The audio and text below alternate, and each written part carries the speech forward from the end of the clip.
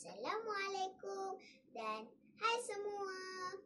Saya Nohana Nora binti Nazrun dari SK3 Gantung.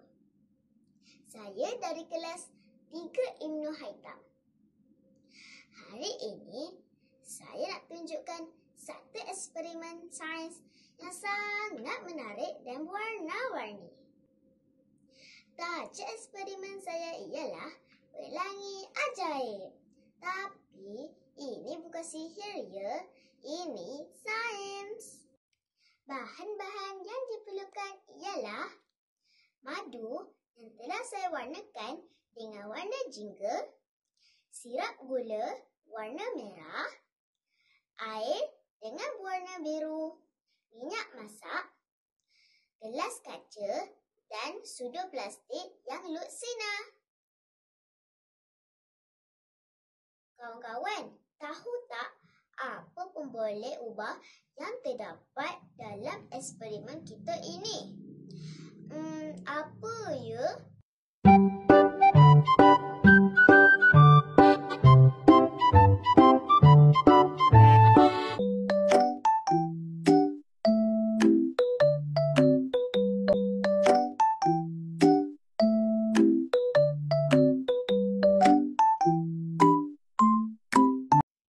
Tujuan eksperimen ini adalah untuk menunjukkan bagaimana air yang mempunyai ketepatan berbeza boleh membentuk lapisan pelangi yang cantik.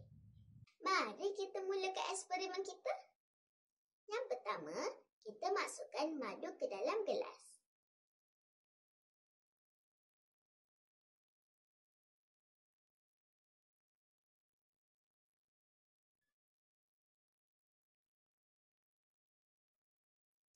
Yang kedua, kita tuangkan sirap gula ke dalam gelas dengan berhati-hati supaya tidak bercampur.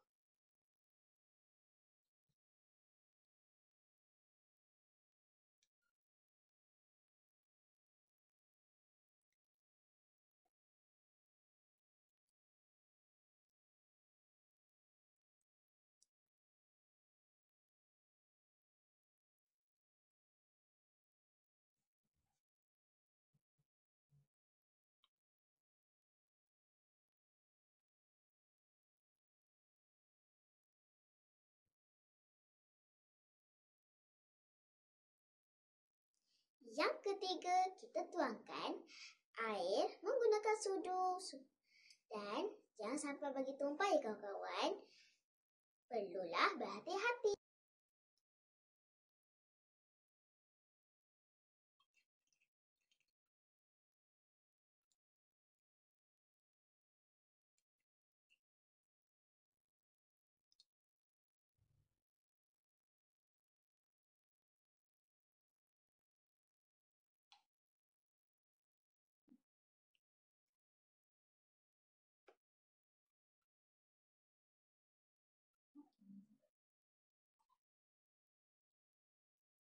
Akhir sekali, kita tuangkan minyak masak ke dalam gelas menggunakan sudu. Berhati-hati.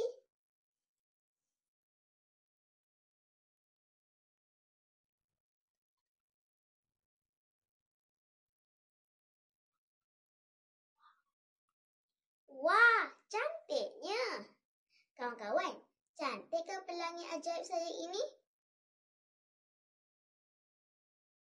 Saya harap semua suka dengan eksperimen pelangi ajaib saya.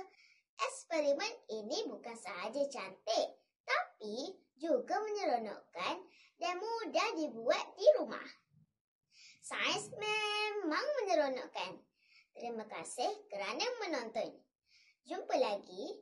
Assalamualaikum dan bye-bye.